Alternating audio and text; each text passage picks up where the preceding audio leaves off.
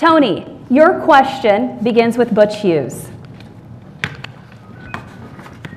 What are the biggest challenges facing Hastings? What are the biggest challenges facing Hastings? Oh, is that here?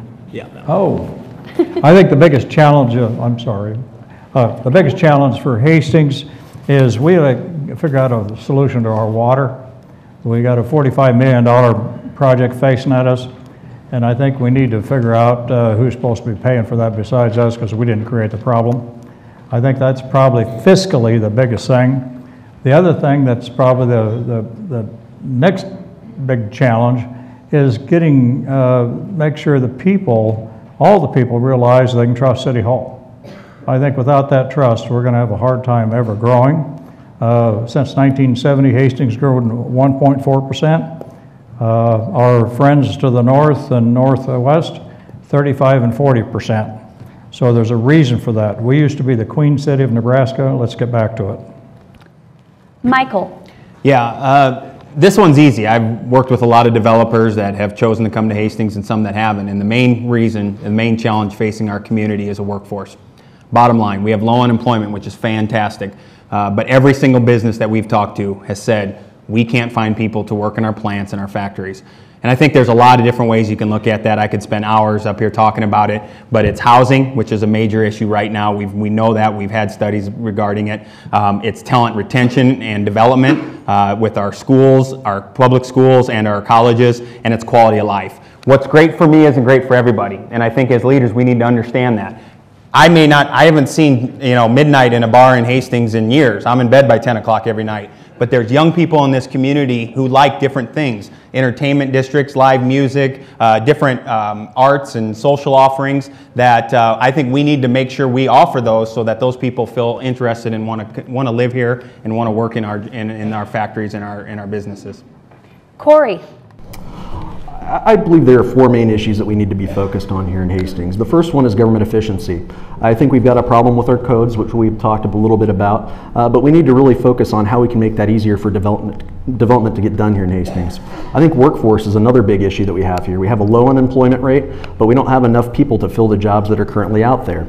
The third issue is job creation and entrepreneurship. We need to make it easier for people to start businesses here in Hastings.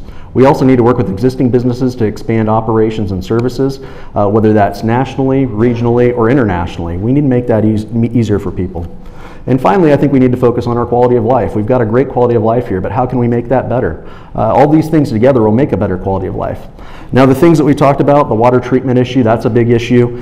We have a ladder truck, which should have been replaced about 5 years ago at the fire department that we're going to have to take a look at, and that's going to be a $750,000 expense. We have a lot of issues here we need to look at, but let's focus on some of these core issues, and let's move Hastings forward together. Kathy. I think there are several challenges facing Hastings, but the main one is for Hastings to grow. How do we share what we know is a quality place to live? How do we make sure that our graduates from our colleges want to stay here? How do we make sure that young families want to come to Hastings and when they come, stay here?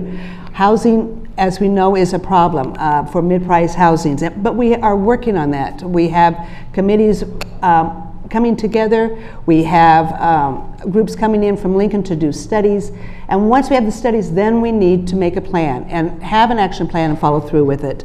We do have a great quality of life here. But we need to improve it, I think, by making sure that all voices are heard. And by all, I mean all. Thank you. Emilio. Well, the main thing is 2009, I do believe, I got stuck still in 2009, but the reason I get stuck in 2009 because we lost about over 530 some jobs.